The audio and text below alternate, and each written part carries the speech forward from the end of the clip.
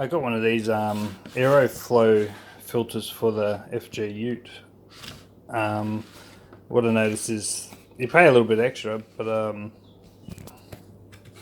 the difference is I haven't seen one like this. Is it's got the tightener on the outside. Obviously, you can still use a traditional filter tool that holds around the edges of it.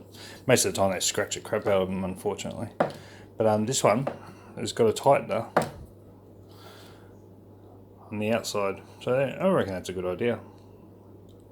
So you can literally put a spanner on the side and do it up. So that's the new oil filter to go on the FG Ute. The FG Ute. Just using an old school German tool. This thing's been around for years, but they are really good. I'm almost at the end of taking it off. So all you do is you pretty much turn this knob, bring it around, bring it back to tight, and whatever way you want to go. So this is pretty much almost loose, but yeah, if not many people know, the FG sump plug is there where it's almost at its finishing part of draining. So it's on facing your passenger side. But yeah, these are a good tool. There's copies of these sort of tools. I'll just take it off for a second so we can get a closer look. And they just branch out to the size you need. See if we've got a brand on this. Get a bit dizzy when your head goes up quick. Can't really see a brand, but it did come from Germany. They make things very good in Germany. This is under the vintage section in eBay.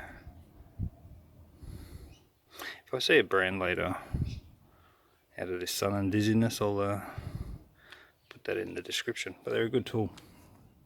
I've just come inside to get this new filter.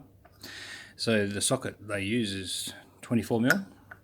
I never used this style filter ever, so still got the plastic on it. Remember, when you're putting the filter on, it's good to top up the filter and even put a little bit of oil around the thread and a little bit around the rubber. So I've been told anyway. So yeah, it's because the filter's empty, you want to put some oil in there, give it a bit of a kickstart. So 24mm sock, you're going to be able to tighten it up with that, with the new AeroFlow oil filter. See how we go. Okay, so I've got the oil in it. I haven't filled it. I don't think it's good to fill. Good if it could be full, but when you're turning it on an angle, you don't want it leaking out either. So that's ready to go. Just get the other one out. So as you can see, it's still tinkering down. I've got that up there. So throw the tool.